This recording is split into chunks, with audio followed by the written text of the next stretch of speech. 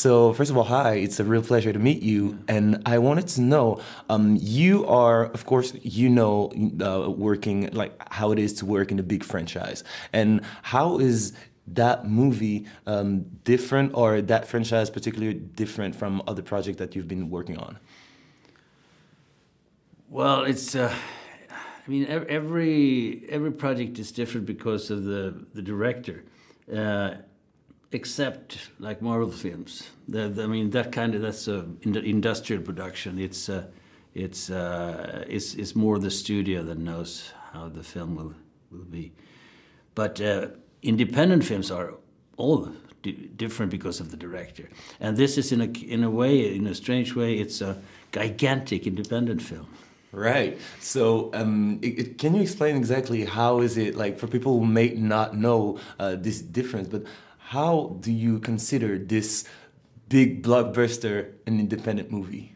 Because it's not a machine without a human center. You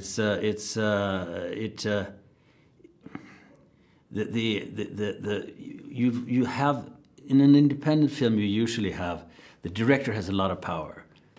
He doesn't have it in the big other films, but he has a lot of power, and the work is basically finding the emotions, the relationships, and the essence of movie, the things that you cannot write in text.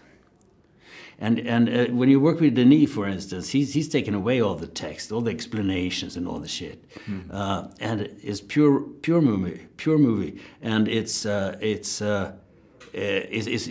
wonderful to work with. You don't weigh down by the text, in trying to explain things at the same time as you're acting, you know.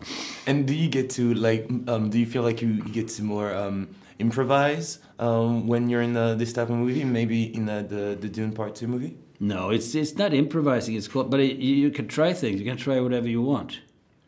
And he says no, yeah, but he also creates an atmosphere where you want to improvise. But you know you can say a line in a billion different ways. And there's a little shift for that side or a little shift for that side. It's not like improvising, but it has to be almost improvised because it has to be fresh. It has to be alive. Yeah. And so, were you aware of the whole universe of the Dune franchise? Well, the books, maybe the David Lynch movie. Did you use a little bit of the characters that you saw in the No, I didn't. I haven't seen the other films, but I read the book, and the Baron is very different in the book. Right. Yeah. And how did you use part of the books to inspire your acting, or did you? No, right? So how did you do it? Did you feel like, you know what, I'll just go with it, or find something else? Yeah, well, I always try to see what's good for the film. So it's not. If I have a book, if it's based on a book, I can read the book and see if I can get any good ideas. But it's basically what will serve the film best, and I try to draw a picture or a character that fits it. And while talking about fitting, how was it to be in this huge costume, and how was it? Terrible. Really? Yeah. Why? Of course, you can see. I mean, it weighed 50 kilos, and you're in. It takes 6 hours to put it on, and you know it's hot, and you have a cooling system, and you can't move, and it's terrible. And is it different? Like, is it? Do you feel like it's more difficult to act when you have such prosthetic around you? Well, it's sort of.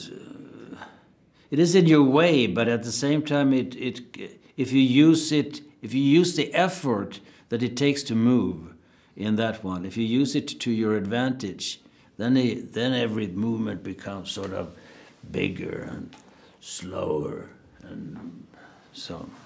Wow, that was impressive. Well, thank you very much. Thank you so much. It was a real honor to meet you. Thank you. Thank you so much.